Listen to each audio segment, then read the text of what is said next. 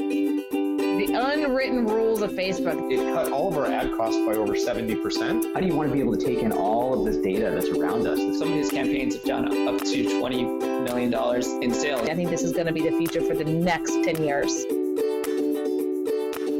And now here is The Win with your hostess, serial entrepreneur, marketeer, and chief sexy boss, Heather Havenwood.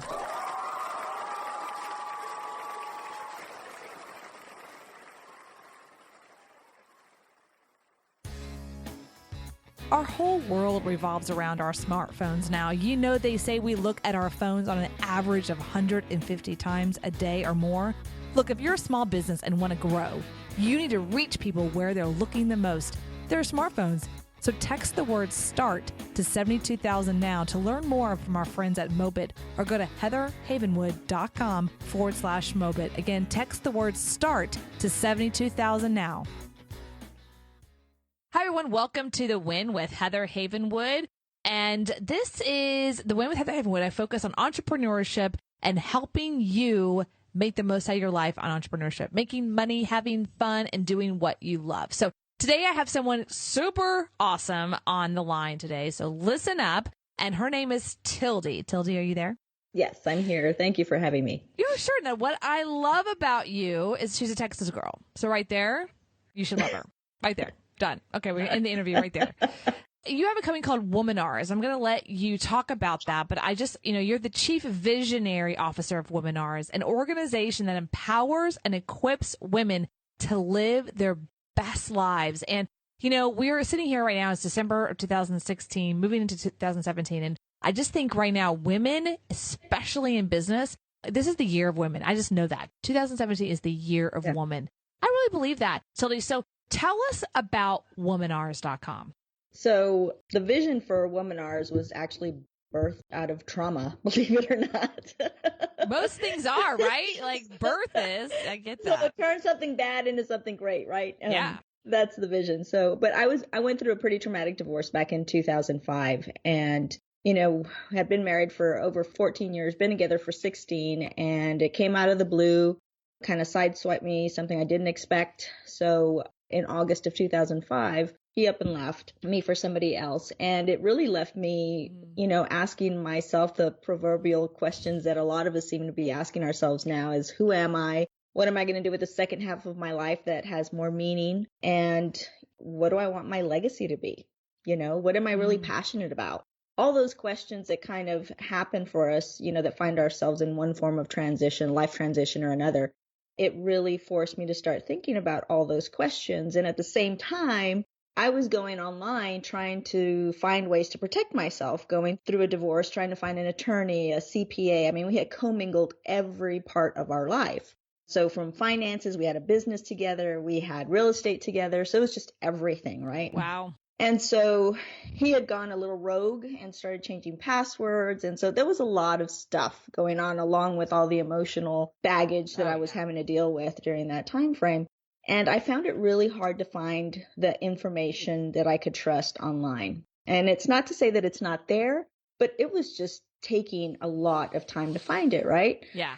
So I started thinking, why not build a resource for women that makes it fun and easy for them to find what they're searching for? Yeah. They're going through divorce. Initially, it began like just about divorce. And then I started to realize that this is not just divorce. It's about everything, right?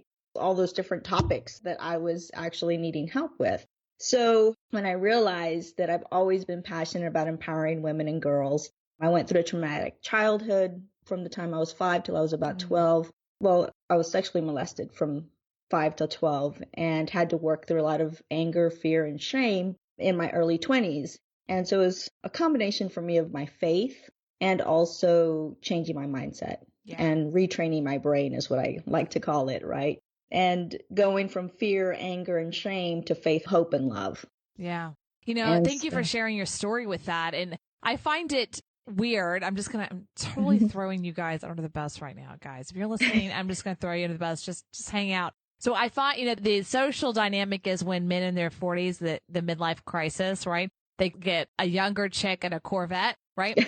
And then women women during their midlife crisis that happens, they go to like spirituality and gathering around each other. It's like this complete opposite. Like I don't see some women going, I'm in midlife crisis. I got like, a beach boy and like a brand new Corvette. It's more like they really try to find themselves. They really try to find who they really are and what's that message and that spirituality. And I just love that you said that. And it really is about moving the bridge. It's bridging that piece from fear, shame, and guilt to hope and love and faith. And it really is that. And I think that's really amazing that you've created that community. I had no idea that story. So thank you for sharing that. And it is true. It is true that when there's not just divorce, it could happen there, like a parent death. That's happened recently for me. It's, dealing with the finances, things that we're not taught anymore. We're not taught at the age of 10 and 11, 12, right? Taxes and mingling stuff. And what does that mean for the future? And,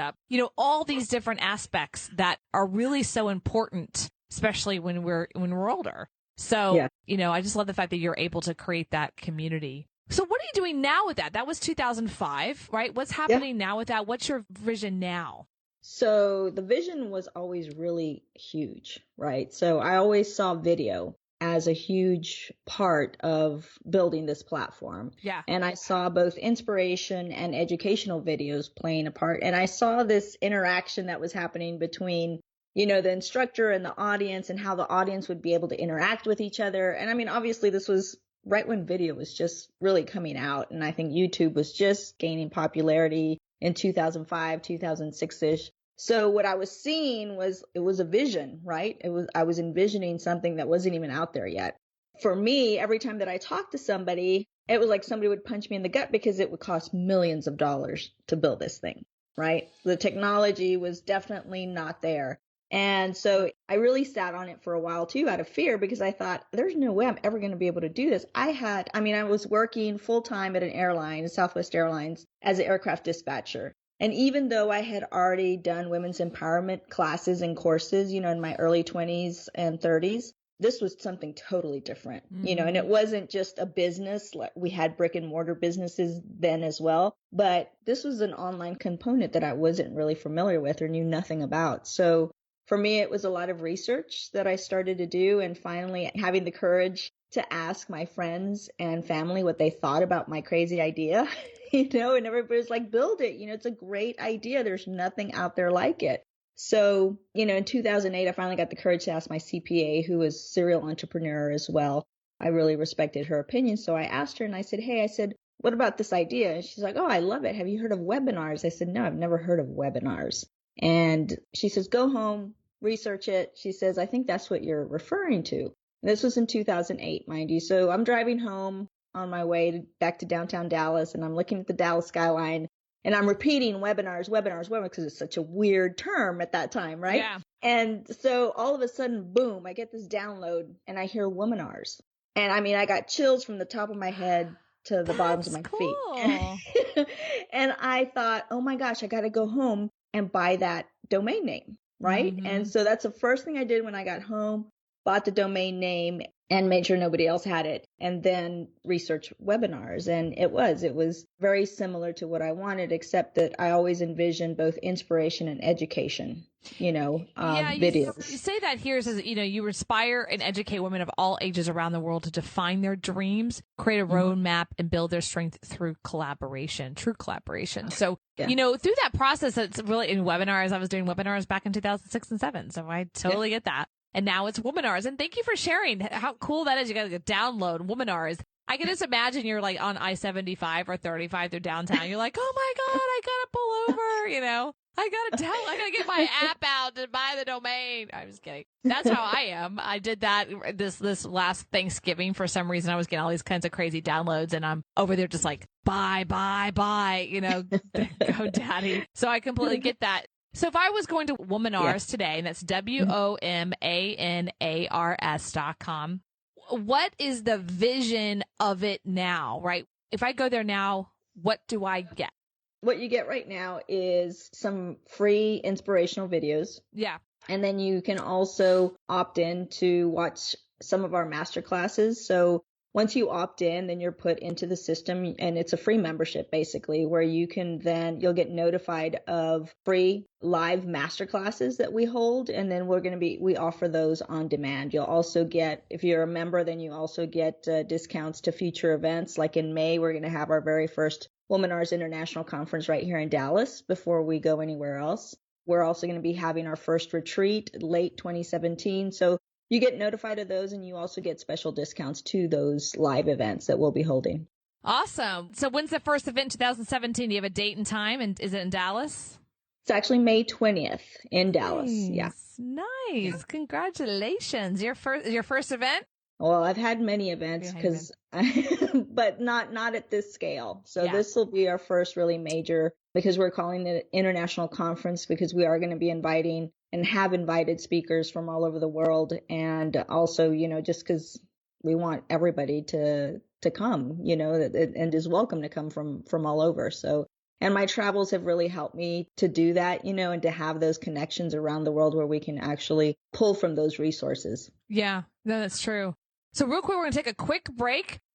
Are you over 45, 60? Are you relying on the traditional medical field to help you feel great and get you back to a balanced body? Good luck with that.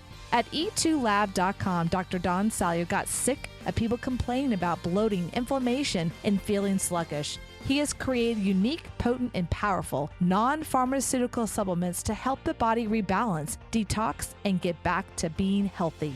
Go to e2lab.com, getting you back to healthy and balanced. Hey everyone, this is Heather Haven with The Win, and today I have Tilde with Womanars on the line today. And what we're talking about is inspiration. We're talking about her inspiration as the Chief Visionary Officer of Womanars and how it's an organization that empowers and equips women to live their best lives.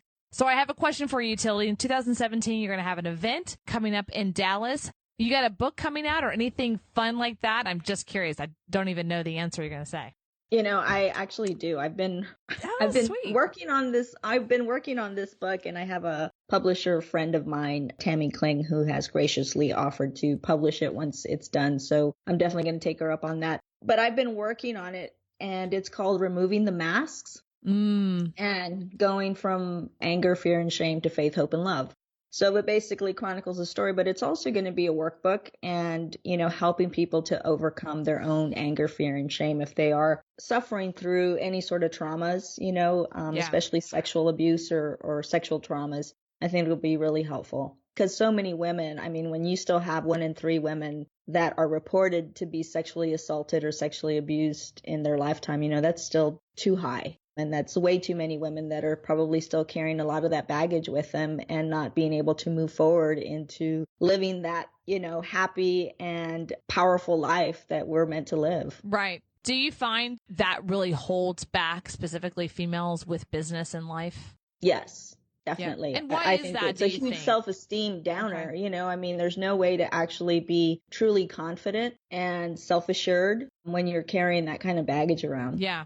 Yeah, and I think it's interesting. You're talking about anger, shame, and guilt, and then moving into faith and love. Mm-hmm. And how does, we want to get the book, definitely Removing the Masks, but I just, how can one, if they're listening right now, help themselves find their own voice and overcome, and it's double-edged sort of question, overcome trauma? Maybe it's what's a step in the right direction that someone can do to really help them find their voice? Well, I think the first step for any sort of, like for me, the things that I did was really admit to the things that had happened and say them out loud.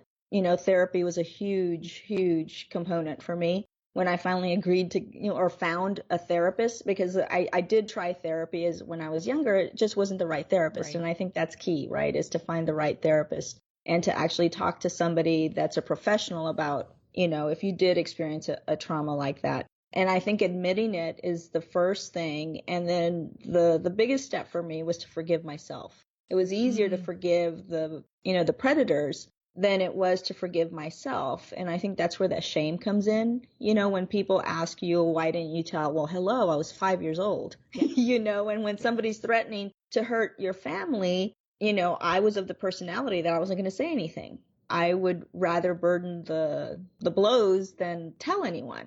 Or risk having any of my family hurt. So there's a lot of different dynamics, but I think really the first key is in admitting that it happened. Yeah. And it's still affecting maybe some intimacy issues that people might be facing, relationship issues, self-sabotage, all those things come into play. And you really have to be willing and brave enough to take an honest look at yourself. Yeah. And I find it interesting, this conversation is quite fascinating, is like finding your voice.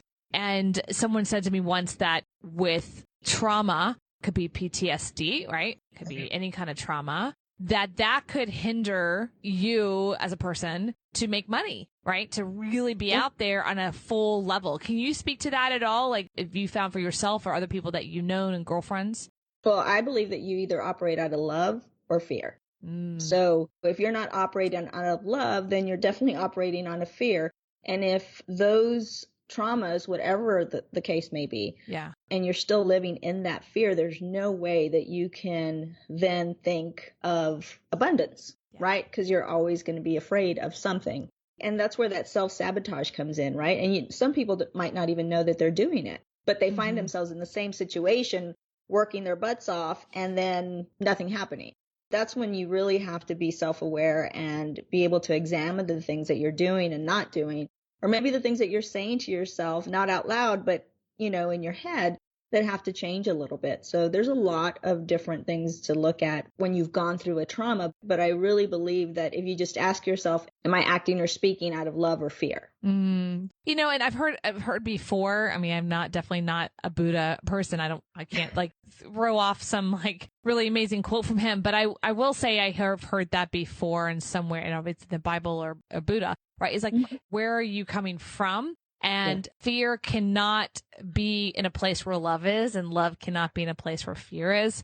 It's like only one energy basically can happen. So, that's really interesting you say that. Thank you for saying that. And I guess the other piece of that is if you're coming from a place of love, then there's abundance. And if you're coming from a place of love, then there's attraction to money, opportunity, and stuff like that. That's what you're saying, right? Yeah. Inside of the context. Absolutely. Because you and I run in women's circles a lot. So, when you run into somebody who's very competitive, and they're protective of whatever, of their business, of their contacts, I think for me, at least, that's somebody that's operating out of fear and not out of love, because somebody out of love is just going to open up their Rolodex, and not necessarily to everybody, but they're more willing to do that for people, you know, and they're not as protective or doing it out of a fear-based mentality.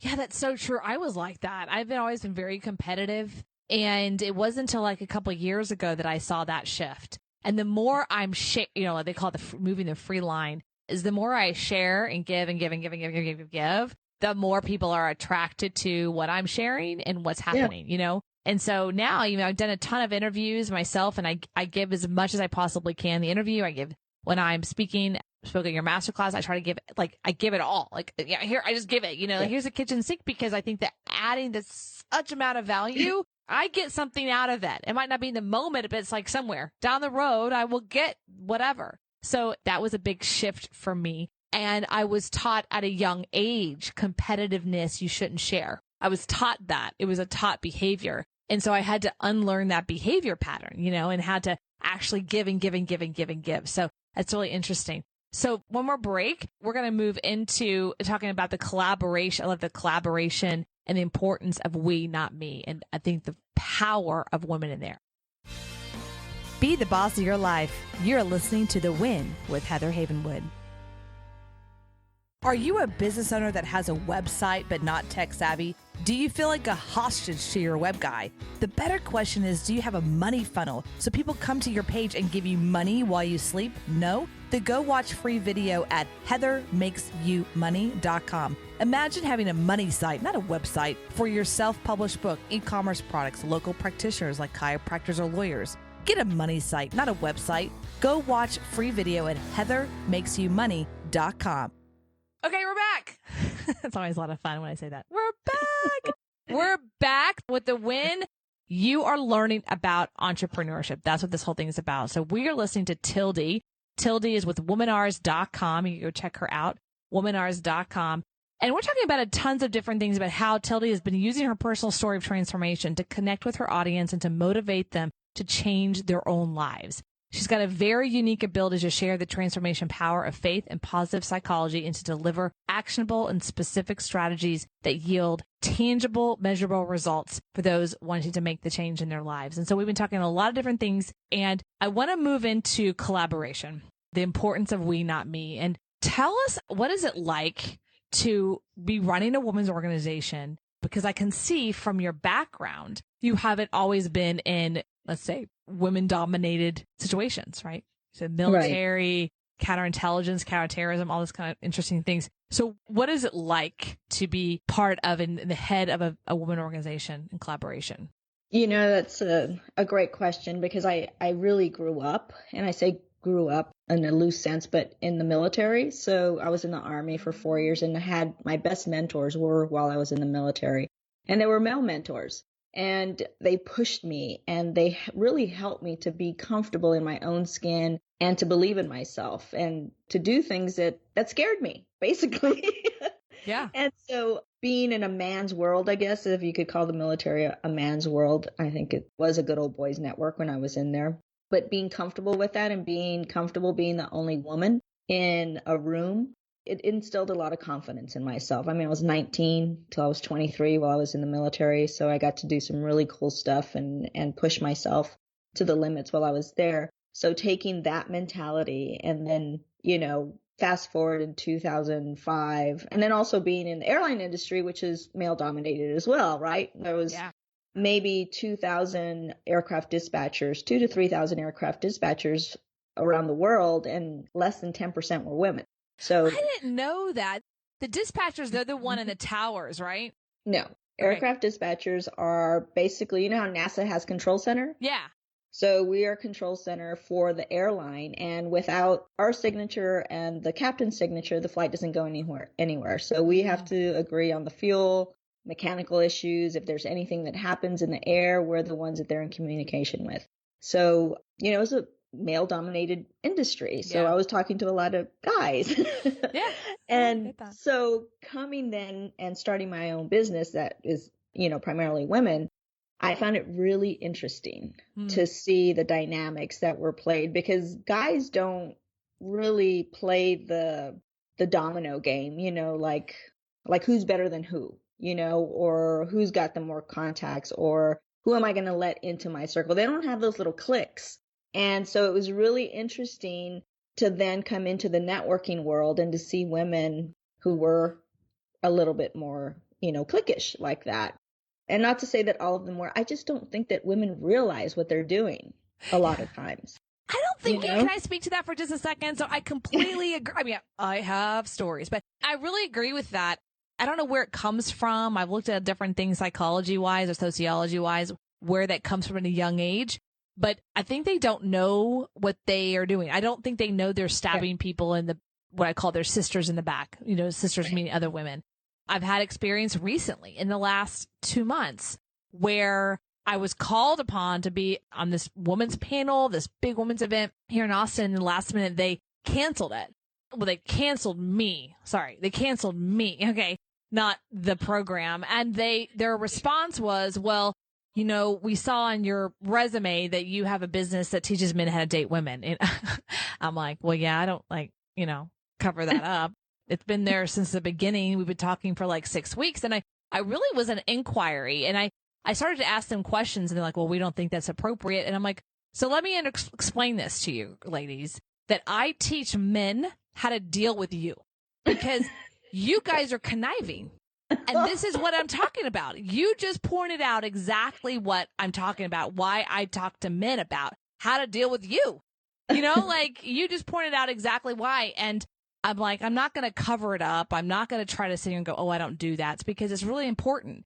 And why that business is so successful is because of that.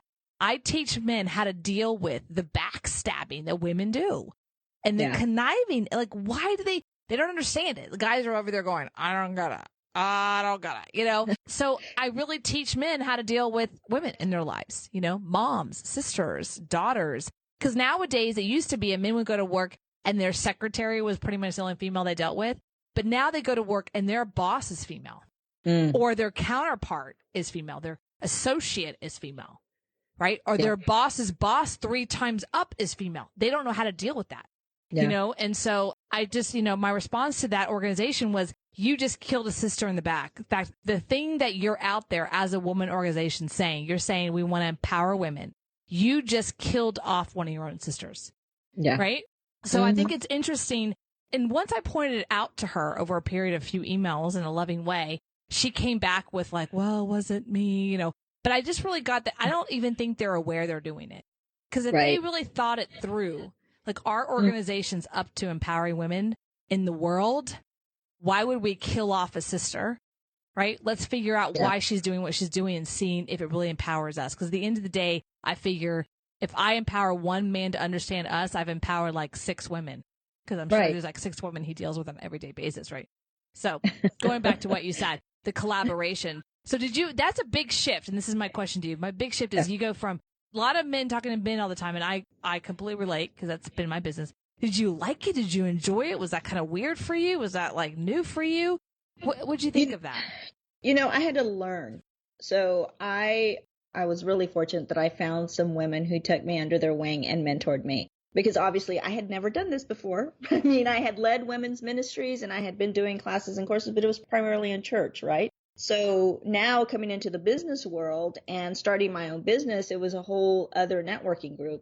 So I was really fortunate in finding some women that took me under their wing. And basically I followed them around and started to mimic the things that I felt comfortable with. Right. And kind of doing my own kind of role playing. I took the best of what I enjoyed and really respected from each of them. And I learned how to talk to women better, basically, is what ended up happening. Right. Yeah. But I've always been a great listener. And I found that the more that I listened, the better relationship builder that was for me. Yeah. To really, I mean, obviously, going through some courses that I went through in the military as far as interviewing people, being able to read people and things like that really helped me as well, because I was able to read these women and to figure out, okay, what is it that they really want? And really, if we just listen to each other and not always talk at each other, you'll be able to see what people are really passionate about, what they need.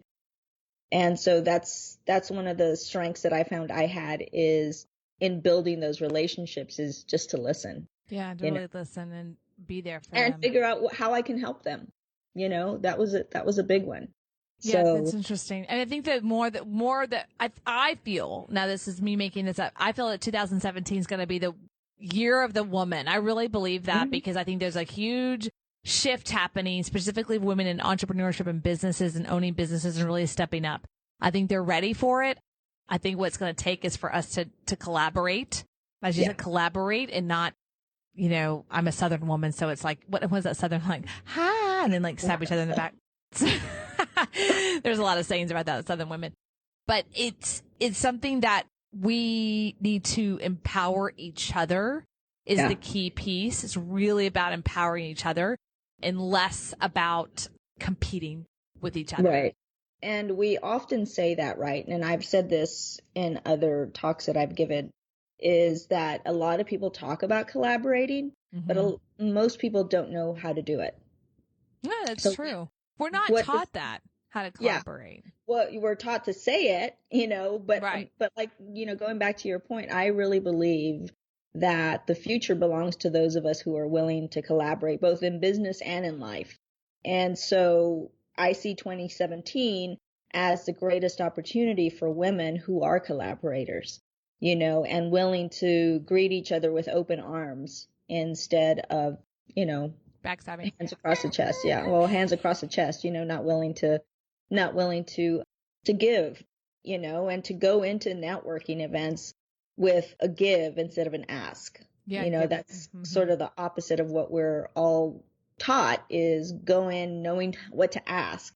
Go in and listen and see what you can offer to people first, and then ask them and ask a question, or tell somebody if they ask you how they can help you, but just don't go in there one one-sided thinking about what you're going to ask for. Go in there and listen and see if you can offer anything or give anything to somebody. I always say that entrepreneurship is like the literally placing the society that we were taught in school upside down, right? Because if you walk into school, let's say college, okay, you are basically taught, especially in college, we're taught that everyone there in that class is our competition, especially if the professor's like, this is on a bell curve, you're like, competitive.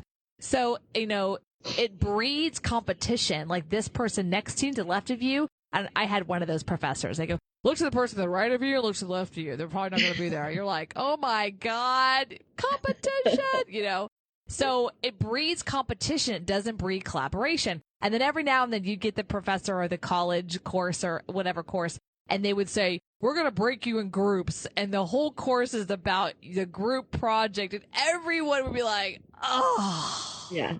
Because people like, just let me do it. We're taught individual. We're not taught about collaboration. But in entrepreneurship, you are not alone. You cannot be on an island and be successful. You've got to learn to collaborate with other people and other entrepreneurs and brainstorm and give value. And it really does mess up people's heads because it's really it's different. Collaboration versus competition with your peer. That's what I find anyway. I don't know if you find that as well. I think being in sports when I was younger, I loved kickball. That was my thing. And throughout high school, I was always a team player. And I think for kids, that's essential, and I don't believe in I believe in competition because I don't believe that everybody deserves a first prize. I agree with that. Kids need to learn how to lose and lose gracefully. But I also think that played a huge part in my mentality, and going into the military and obviously that team mentality there. So I think for me, it came a little bit easier because I did come from that sort of background, I had those experiences. It really helped me to see, and actually I get excited about collaborating with other people. That's why I've structured Womanars to where it's a win-win-win, right? We win, the instructors win, and the audience wins.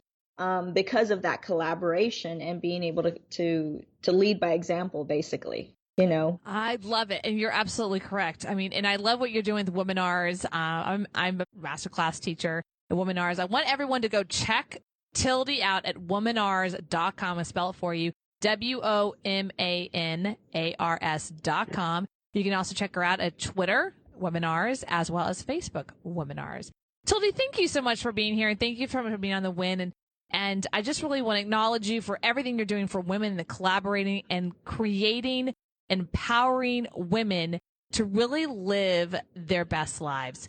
And this is Heather Havenwood with The Win. Thank you for listening to The Win with Heather Havenwood. Interested in coaching with Heather? Go to heatherhavenwood.com and sign up for a business discovery consultation. Here is your free gift for listening. Get 3 audio chapters of Heather's book, Sexy Boss, How Women Empowerment is Changing the Rulebook, when you text the word sexy to 72000. Again, text the word sexy, that is SEXY, to 72000 and receive your 3 audiobook chapters. Number is good only in North America.